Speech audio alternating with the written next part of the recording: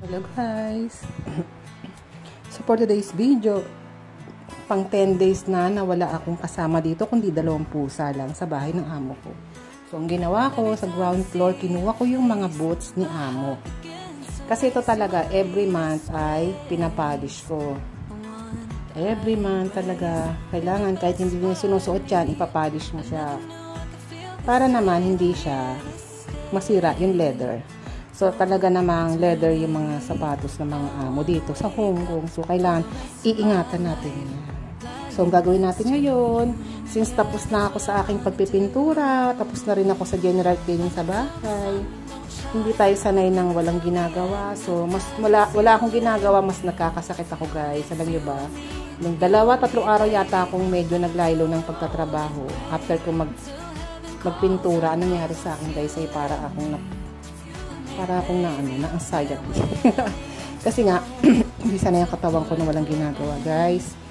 So, medyo tumaas ang aking dugo at nag-migraine ako. So, yun lang kasi hindi ako sakitin, guys, ha. Pero ang talagang sakit ko lang ay migraine. So, yun, medyo dumalas yung migraine ko. Every other day nag-migraine ako. Tapos, bigla ako naisipan na mag-blood mag-BP, blood pressure test kasi meron kaming pang test dito amo ko. So ayan, nangyari, nakita ko mataas yung aking blood pressure.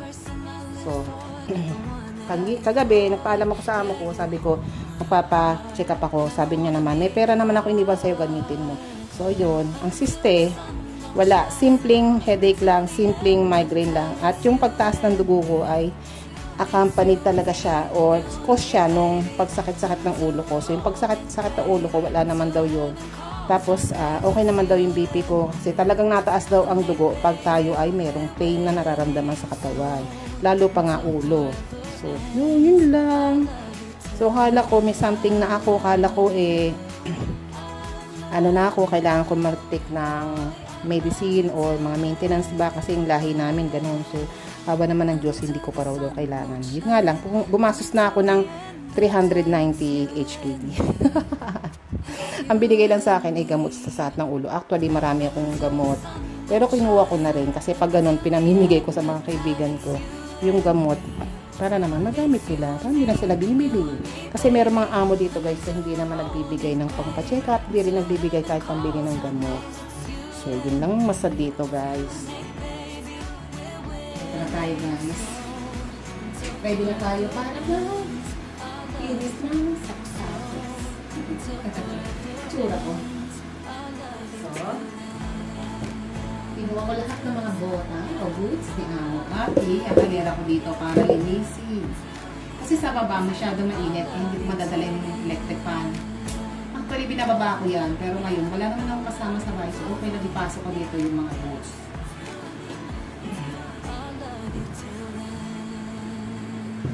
Yung mga bota ni amo, ha? Dadalawa lang ang paa niya, pero ang sapatos niya, ang dami, daan. Hindi naman yata. Siguro yung bota niya ay nasa mga 10 lang naman. Tapos, yung kanyang pang-winter na sapatos, siguro mga 8. Tapos, yung mga pang-ordinary na sapatos niya na rubber shoes, mga 8. Tapos, meron pa siya ng mga pang-casual na sapatos. Meron din siya ng pang-high heels. So, siguro total mga nasa 60 or 70 sapatos. Sa isang amo pa lang. Ganon, sa obsess sa sapatos yung amo ko yun. Samantaling yung amo ko lalaki guys, 2 lang ang sapatos niya.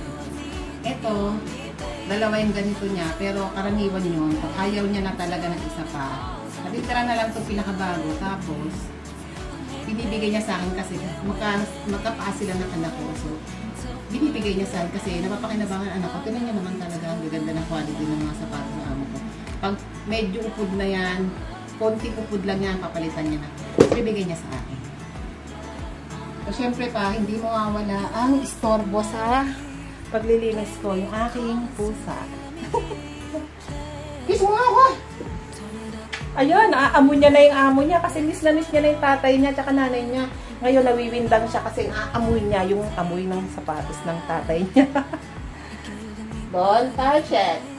Ayan, o, nanay niya. Don't start it, baby!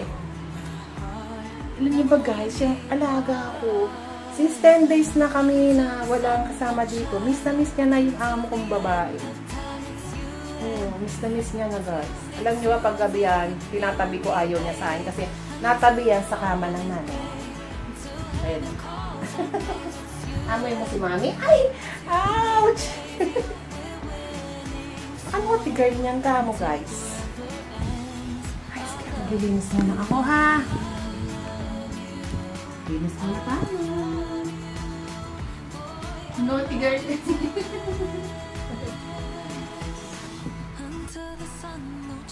Ayan mga guys, simulan na natin ang paglilinis ng sapatos. Simulan natin dito. So, buka tayo ng kakulay niya.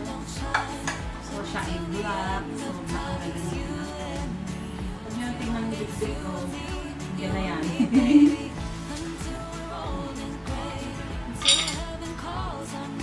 Kailangan din natin yung brush. Nasa Pilipinas ako, sapatos ko lang nililinis ko, tsaka sapatos ng mga anak ko dito. Nasa upload ka, para nasa mo maging shine bird.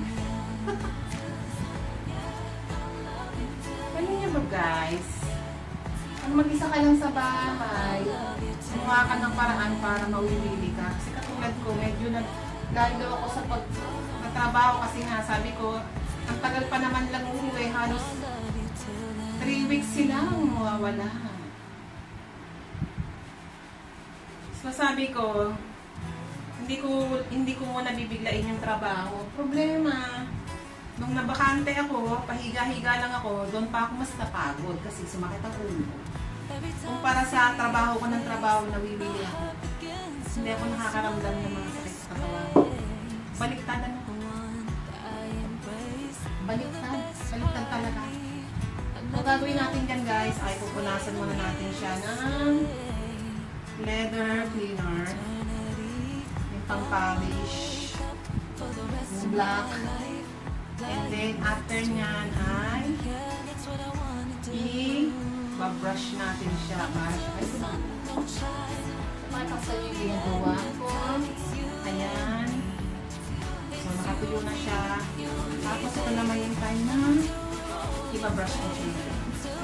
Sa mga naglilinis ng sapatos sa bangketa. Alam niyo ba dati? Nung naglilinis ako, nung umaunang mga panahon na nandito, nalulungkot ako. Parang feeling ko, kung ginagawa ko. Naglilinis ng sapatos. Ano ba guys? Pag bago ka pa lang sa abroad, makakaramdam ka talaga ng awa sa sarili. Andyan yan, pagdadaanan niyo yan. Yung feeling mo, bakit ako naglilinis sa sapatos na diba? Parang, basta, makakaramdam ka ng awa sa sarili. Pero as time goes by, marirealize mo na, yung ginagawa mo naman yan kasi kapalit yan dati. At syempre pa, hindi naman habang buhay ganito. Sasakripisyo lang tayo sa ngayon. Ito lang talaga yung way natin para maipagpatuloy yung mga pangarap na gusto natin sa pamilya natin. Tulad ko, sa mga anak ko, gusto ko magpakasal ng pag-aaral. Hindi ako napagpulegyo. Kahit gusto mo. Umiyak pa ako noon, hindi ako magka-college, guys. Alam niyo ba? Ang awa ako sa sarili ko na hindi ako magka-college. Pero sabi ko nga, siguro kung makapagtrabaho naman ako, kikita naman ako, makakatulong ako sa pamilya ko. Siguro, sa ibang panahon na lang ako mag-aaral. Pero habang tumatagal ang panahon na ako ay nagtatrabaho, namili na ako. Pat natin dito. Para maganda yung kwento natin. So, yun nga guys, namili na ako magtrabaho. Namili na ako magtrabaho, tapos hindi ko na naisip na mag-aral ulit. Kasi yung ginawa ko, yung mga kapatid ko, pinag-aral ko. Nag-aral ko sila. Tapos, nung okay na sila, hindi ko na naisip mag-aral. At sa nag-aral. Pero hindi rin pa rin ako nagsisisi guys, alam nyo bakit? Kasi kahit naman hindi ako nakapag-college, proud naman ako sa sarili ko. Kahit paano, nakatulong ako sa pamilya ko. Tapos, ngayon, napag-aaral ko yung anak ko, kahit ako na lang. Wala na akong katulong, wala na akong katuwang sa buhay. So, proud pa rin naman ako sa sarili ko. Kasi nga, hindi naman hadlan yung hindi ka nakatapos sa pag-aaral. Ano ba? So, huwag nyo lang intindihin yung aking bilbil. Guys, ha? Puso yan, pinaghirapan ko yun. Yun nga, at least, nakarating ako ng abroad. Nagkaroon ako ng chance na magkaroon ng trabaho dito. So, hindi lahat na gusto ng tao mag-abroad, hindi lahat na pagbibigyan. Hindi porque mayroon kang perang pang-apply, pwede ka.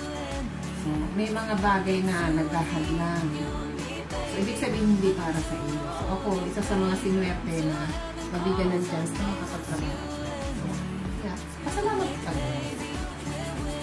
So, at least, sa mga anak ko, pipilitin ko na makapagtapos sila ng pag-aaral. Kasi na, hindi ko naranasan. At least sa kanila, maranasan nila makapagtapos. Then, siguro naman, walang Diyos, magiging maganda yung buhay nila. Kasi tapos sila lahat sa pag-aaral. Tapos, hindi na nila mararanasan yung ganito. O kung maranasan man nila, siguro at least, kahit paano, parang madadaanan na nila ang mga 2 years naman. Pero, after a while, okay na, makapaghanap na sila ng mas the best na trabaho, diba? Alin lang, kwento ko sa inyo, habang naglilinis tayo dito ng sapatos, wento lang, kasi mahirap talaga nang walang kasama sa bahay, guys. Nabubuhan. Nakakabuhan. So, yun lang muna for today's video. Panoodin nyo lang ako paano sa video sa mabayarin ko.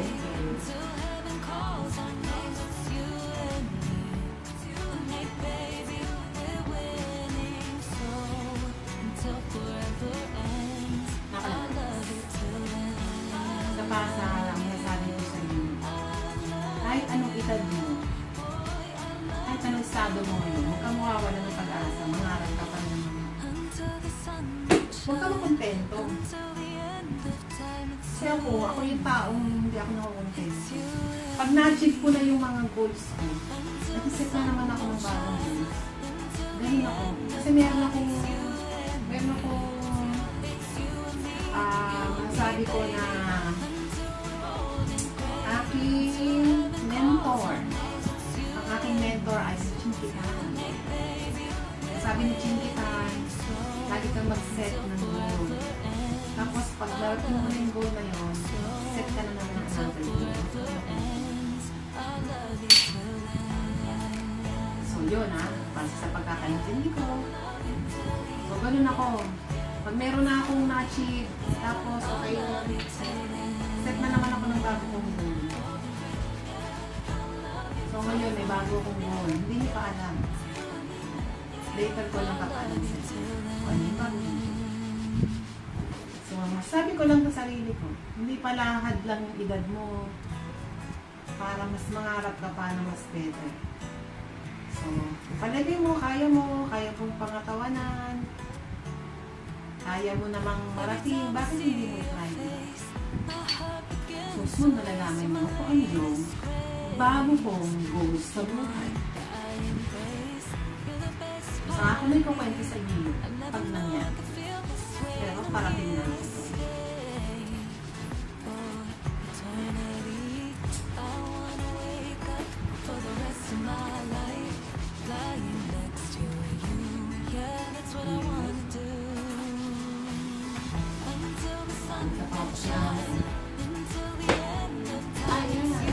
So, i-polish muna natin. Ano muna natin sila natin. Lagyan muna natin siya ng cream. natin siya ipapunch. Puro itim mo na yung gagawin ko ngayon. Ay, excuse me. Ay, thank you, Lord. Nabusog ako sa saging, tsaka sa prutas.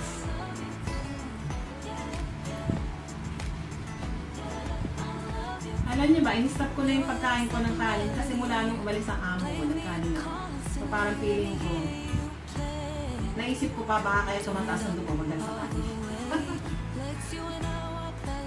So hindi naman pala ako high blood. Ako lang ay masakit ang ulo at may migraine kaya naman tumaas ang aking blood pressure. Pero sabi naman ng doktor ay in control pa. Hindi ko pa kailangan ng maintenance. No need. In short, kulang na lang sabihin ng amo ko na nagpapraning ka na kasi wala kang kasama sa bahay.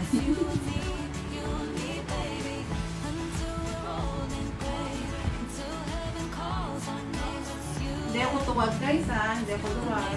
Kahit mag-isa lang ako sa bahay, hindi ako natatakot. Nalulungkot lang talaga ako pag wala ako ano. Kasi hindi ako lumalabas ng bahay. Imagine nyo guys ha. Lumabas lang ako ng Sunday. Siguro wala nung umalis ang amo ko nung date na July 25. Imagine nyo, siguro 3 beses pa lang ako lumabas ng bahay mo.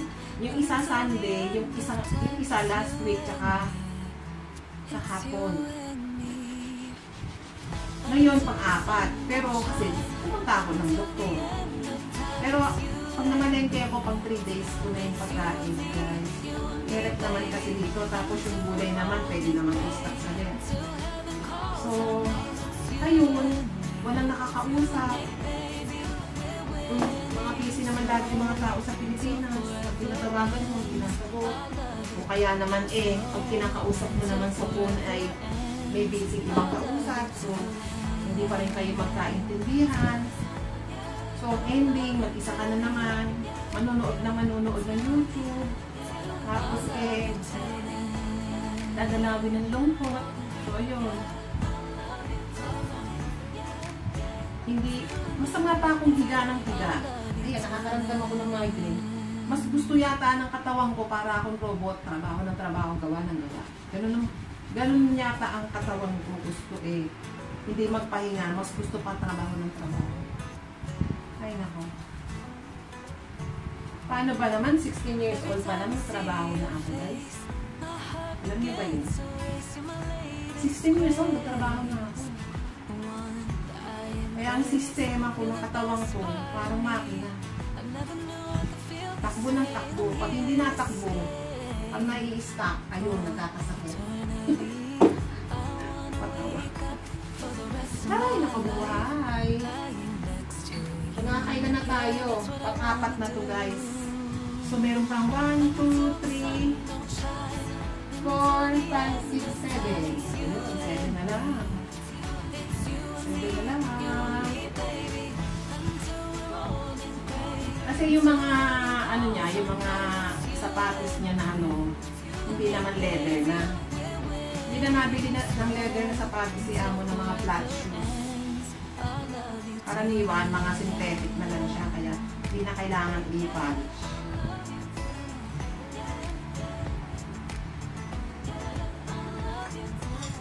Ayan. So, tapusin muna natin ang puro itim. Para pag nilinis ko siya, brown naman yung kasunod. Ay, buhay ko niya sa combo.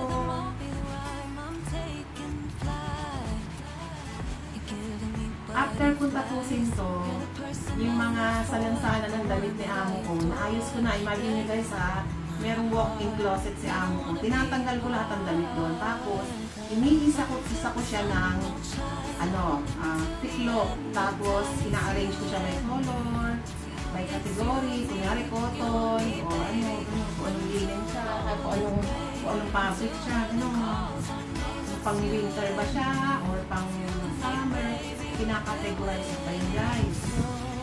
Kaya pagdating na amo ko, nasira na to. Bumutok na. Inisip pa rin natin. Pagdating ni amo ko, ang saya na naman ng mata noon kasi makikita niya yung mga gamitan niya ayos na ayos. So, guguluhin na naman niya dito. So, So, ganyan lang naman ang role natin sa mga amo. Sila tiga-gulo, tayo tiga-ayos. Okay lang. Bigyan tayo ng kakapera. Kasi kung walang nagpapalinis, walang maglinis, walang sahod. Ay, naku, buhay. Buhay ng abroad, hindi ganun kasarap. Akala ng iba, pag sinabi abroad ka, dollar na lang pinag-uusapan.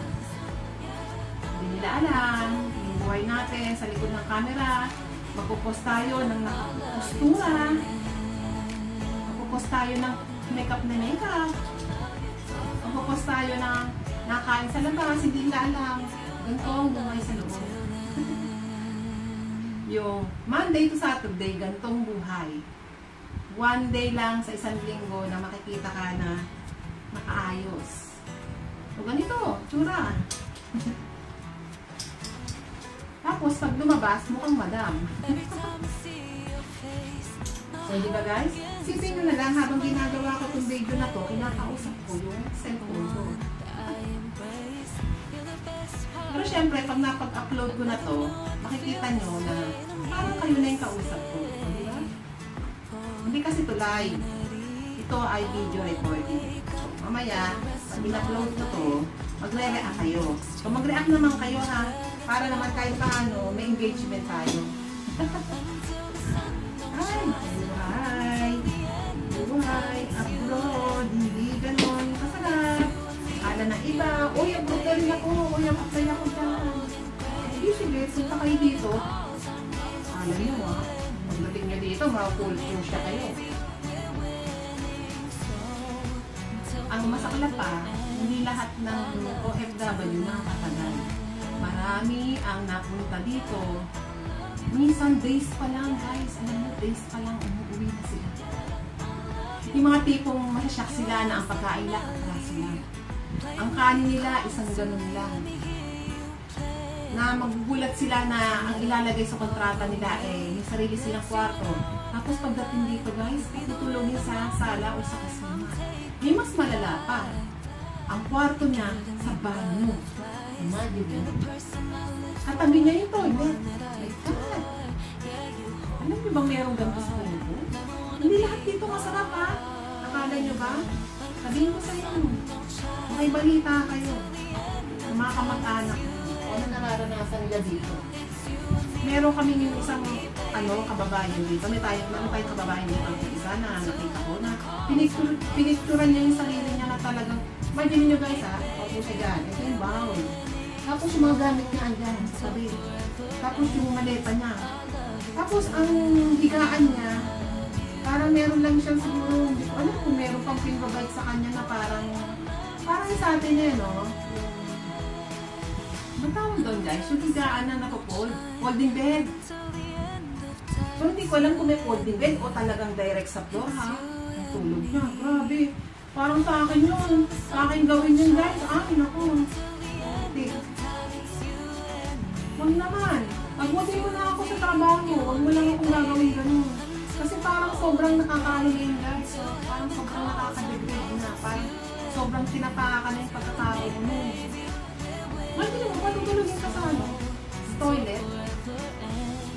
Parang ilang days lang di siya nagsiyaga doon. Parang sinano niya rin. Parang pinlano rin naman niya. Parang nireklamo niya yata yung amo niya. Dapat lang, no? Grabe. Tapos may nakaranas dito guys na katulong. Alam niyo ba? Days pa lang din siya. Parang dumating siya ng July something. Gano'n. Tapos mga 8 days siya sa amo niya. Lagi pinapakain sa kanya. Tirang pagkain sa rin. Mayroong aman. May aman. Pinicturan niya. Sabi namin, huwag kang kumain ng may aman. Baka magkaroon ka ng cancer. Sabi namin, reklamo mo yan. Nag-post ako doon. Binigay ko yung number ng labor. Hong Kong labor. So, sabi ko, kung sino ka man na sender, magreklamo ka sa labor. Sabi ko, huwag kang magpatalo sa mga dito. May karapatan tayo. Kasi kasama yung pagkain natin. nasa kontrata. Hindi ka pwedeng pakainin ng mga tira-tira kung ayaw mo. Lalo pa, panis. Mayroon talaga siyang pinicturan doon guys, may mga itim-itim na. Sa gutom niya, kinain niya, kinuha niya lang yung yung manok. Sabi ko, hindi ko. Naranasan ko kumain Pasko. Pasko. Merong tokwa sa rep, yun ang inulam ko. Pero sabihin mo, papakainin ka ng panis. At ang amo niya pa, ayaw siyang pabili ng pagkain. Sabi kasi kung ano yung pagkain dyan na binigay sa iyo, yun ang kainin mo. Napakawalan niya ng amo guys. Ewan ko kung ano na nangyari doon. Hindi ko na naano. Kasi sa dami ng mga OFW na sumusulat sa mga vlogger dito at pinupost naman ng mga vlogger. So nababasa namin. Grabe, nakakagalit guys. Sobra. May mga amo talaga dito na parang walang puso. Hindi naman lahat, pero merong nakakatagpo ng gano'n. Grabe. Hey, sobra. So, yun lang. Make sure nyo, pag hanap kayo ng amo sa abroad, pag red flag na, unang araw hanggang 3 araw, gano'n ang ginawa sa iyo. Hindi sinunod yung nasa kontrata.